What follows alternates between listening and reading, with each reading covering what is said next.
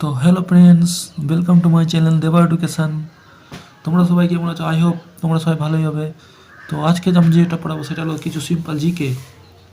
তো চলো দেরি না করে ভিডিওটা স্টার্ট করা যাক। আজকে প্রথম প্রশ্ন বলেছে, ভারতের ম্যানচেস্টার কাকে বলা হয়? এ দেরাদুনকে, বি আহমেদাবাদকে, সি কোচিনকে, না ডি সুরাটকে? তাহলে এখন তোমাদের সঠিক অ্যান্সারটি হয়ে যাবে 20 আহমেদাবাদকে। আজকের দ্বিতীয় প্রশ্ন, কলকাতা বন্দরের সহযোগী বন্দর কোনটি? বলছে কলকাতা বন্দরের সহযোগী বন্দর কোনটি? এ হলদিয়া, বি চেন্নাই, সি কোলাঘাট, না ডি কোচিন? তাহলে এখানে তোমাদের সঠিক অ্যান্সারটি হয়ে যাবে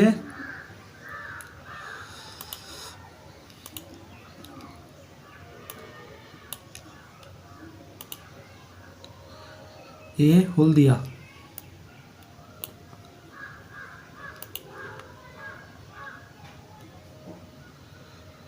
তো আজকে 3 নম্বর প্রশ্ন, নিম্নের কোনটি নীরব শহর নামে পরিচিত? বলেছে নিম্নের কোনটি নীরব শহর নামে পরিচিত?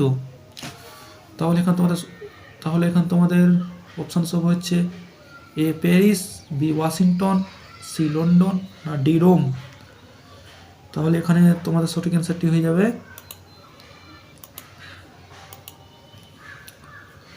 D Rome. রোমকে নীরব শহর বলা হয়, নিম্নের নীরব শহর বলা হয়। আজকের 4 নম্বর প্রশ্ন, সূর্য সিদ্ধান্ত গ্রন্থটি কে রচনা করেন? বলছে সূর্য সিদ্ধান্ত গ্রন্থটি কে রচনা করেন? এ হর্ষবর্ধন, বি বাণভট্ট, সি আর্যভট্ট, না ডি মহেন্দ্র বর্মন? তাহলে এখানে তোমাদের সঠিক অ্যান্সারটি হয়ে যাবে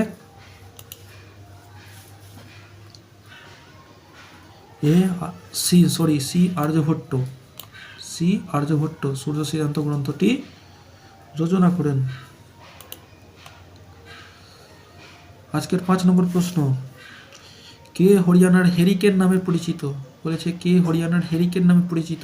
এ Kapil Dev, B Rahul Dravid, C K এল রাহুল, না ডি ভিভিএস লক্ষণ? তাহলে এখানে তোমাদের সঠিক অ্যান্সারটি হয়ে যাবে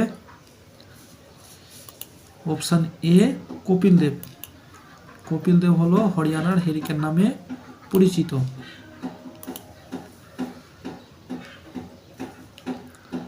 আজকের 6 নম্বর প্রশ্ন, কোন দেশের মহিলারা প্রথম ভোটাধিকারের সুযোগ পান? কোন দেশের মহিলারা প্রথম ভোটাধিকারের সুযোগ পান? এ অস্ট্রেলিয়ার মহিলারা, বি ফ্রান্সের মহিলারা, সি ভারতের মহিলারা, না ডি নিউজিল্যান্ডের মহিলারা? তাহলে এখানে তোমাদের সঠিক অ্যান্সারটি হয়ে যাবে অপশান ডি। নিউজিল্যান্ডের মহিলা প্রথম ভোটাধিকারের সুযোগ পান। আজকের 7 নম্বর প্রশ্ন, আব্রাহাম লিঙ্কন কোন দেশের প্রেসিডেন্ট ছিলেন? বলছে আব্রাহাম লিঙ্কন কোন দেশের প্রেসিডেন্ট ছিলেন? তো এখানে তোমাদের সঠিক অ্যান্সারটি হয়ে যাবে অপশান এ মার্কিন যুক্তরাষ্ট্রের। আব্রাহাম লিঙ্কন ছিলেন মার্কিন যুক্তরাষ্ট্রের প্রেসিডেন্ট।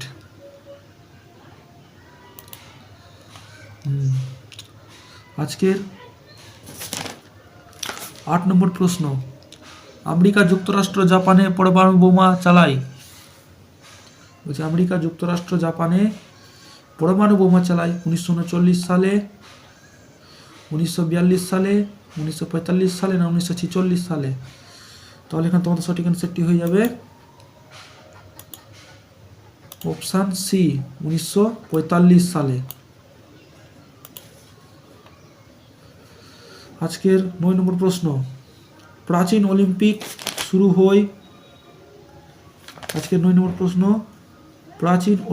শুরু হয় কত খ্রিস্টাব্দে? এ 776 খ্রিস্টাব্দে, বি 776 খ্রিস্টপূর্বাব্দে, সি 900 খ্রিস্টপূর্বাব্দে খ্রিস্টাব্দে, ডি 900 খ্রিস্টপূর্বাব্দে। তাহলে এখানে তোমাদের সঠিক অ্যান্সারটি হয়ে যাবে 776 খ্রিস্টপূর্বে, সরি বন্ধুরা পূর্বাব্দে না, পূর্বে, 776 খ্রিস্টপূর্বে প্রাচীন অলিম্পিক শুরু হয়।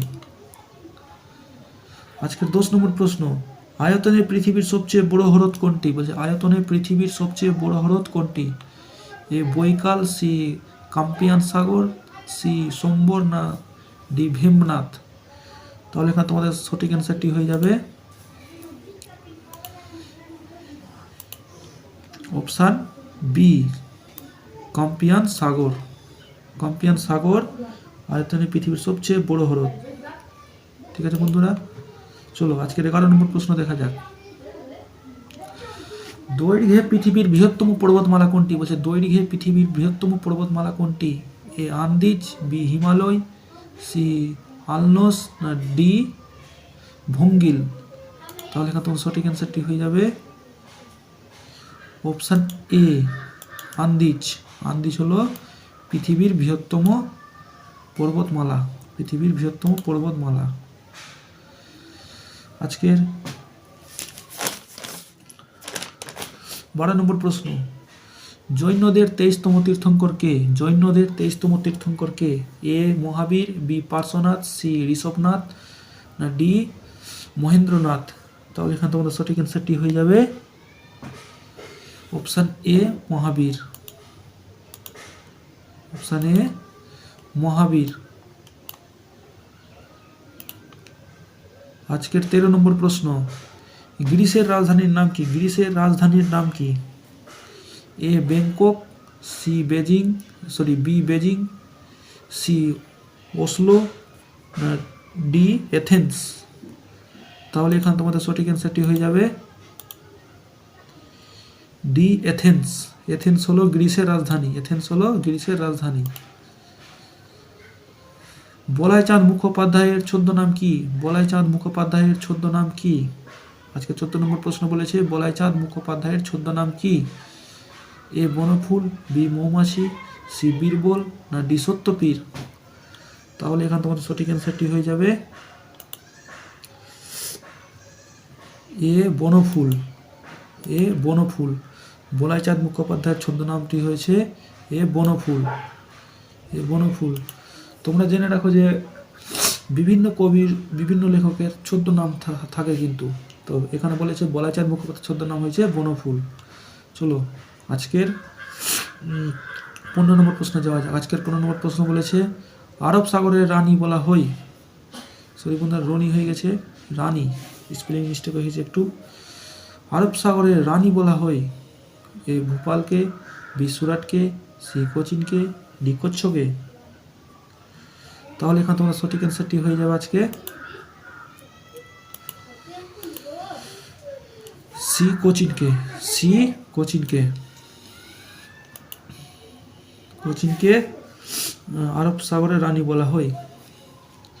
চীনাবাদাম উৎপাদনে প্রথম স্থান অধিকার করে, চীনাবাদাম বলছে চীনাবাদাম উৎপাদনে, আজকের 16 নম্বর প্রশ্ন, চীনাবাদাম উৎপাদনে প্রথম স্থান অধিকার করে উত্তরপ্রদেশ, না A Uttar Pradesh, B Mizoram, C Punjab, D Gujarat. তাহলে এখানে তোমাদের সঠিক অ্যান্সারটি হয়ে যাবে option D, Gujarat. Option D, Gujarat হলো চীনাবাদাম উৎপাদনে ভারতের প্রথম স্থান অধিকারকারী দেশ, রাজ্য।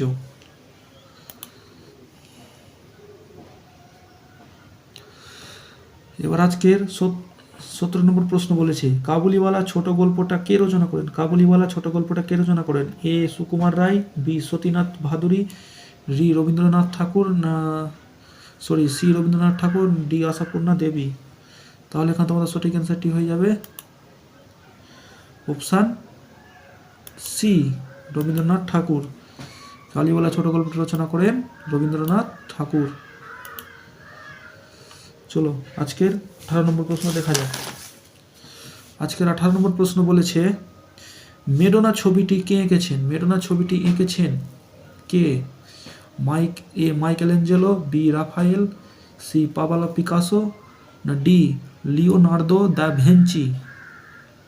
তাহলে এখানে তোমাদের সঠিক অ্যান্সারটি হয়ে যাবে বি রাফায়েল, মেডোনা ছবিটি এঁকেছেন রাফায়েল। রিকেট রোগটি হয়, আজকের 19 নম্বর প্রশ্ন, রিকেট রোগটি হয় ভিটামিন এর অভাবে, ভিটামিন এর অভাবে, বি ভিটামিন বি এর অভাবে, সি ভিটামিন ডি এর অভাবে, ডি ভিটামিন ই এর অভাবে। তাহলে এখানে তোমাদের সঠিক অ্যান্সারটি হয়ে যাবে অপশান সি, ভিটামিন ডি এর অভাবে রিকেট রোগটি হয় ভিটামিন ডি এর অভাবে। ঠিক আছে বন্ধুরা, তো চলো আজকের শেষ প্রশ্নটা দেখা যাক। শব্দের স্বাভাবিক মাত্রা কত বলেছে? শব্দের স্বাভাবিক মাত্রা কত? 60 ডেসিবেল, না A 60 decibel, B 49 decibel, C 30 decibel, D 45 decibel. তাহলে এখন তোমাদের সঠিক অ্যান্সারটি হয়ে যাবে আজকের option A 60 decibel, option A 60 decibel শব্দের স্বাভাবিক মাত্রা।